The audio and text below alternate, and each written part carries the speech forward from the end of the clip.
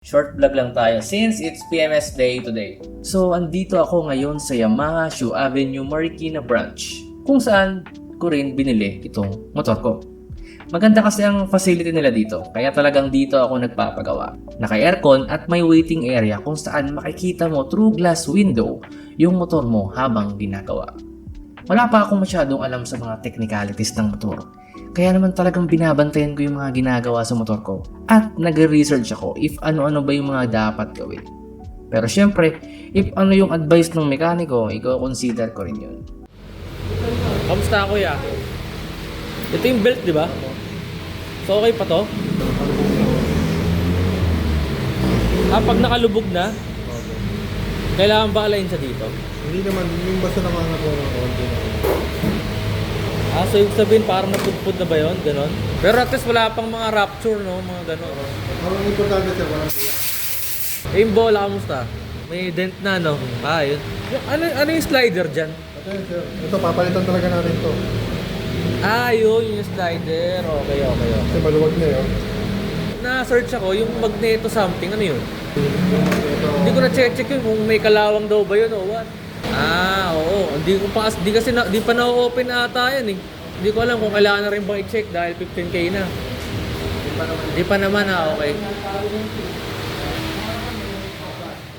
Ito nga pala yung listahan at presyo ng mga papalitan o aayusin sa motor ko. Inabot ng 2246. Pwede na siguro yun.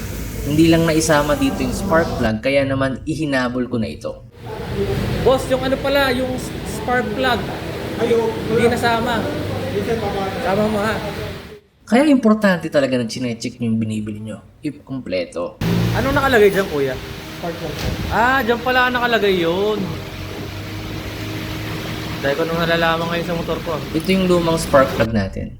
Since nandito na tayo, tinanong ko na rin if kailan need magpalit ng brake pads. Diba malapit na siyang biligyan? Oo. Sabihin yung pad mo, ganun na lang kanina. Ito nakikita ko na yung pad. Ayun. Nakita mo. Kulay itim. Yun na lang yung pad mo.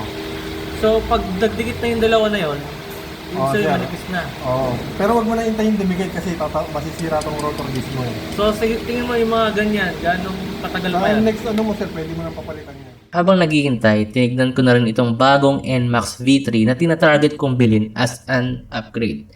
Medyo wala pa tayong budget kaya tingin-tingin lang muna. Matte pala ito. Glossy, no? Tapos meron na rin siyang baso dito.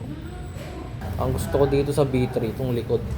Naisip ko na rin itanong kung ready na ba yung plaka ng motor ko. And sakto, nakuha ko na siya after 1.5 years. Boss, palagay na rin ako nito Ayan.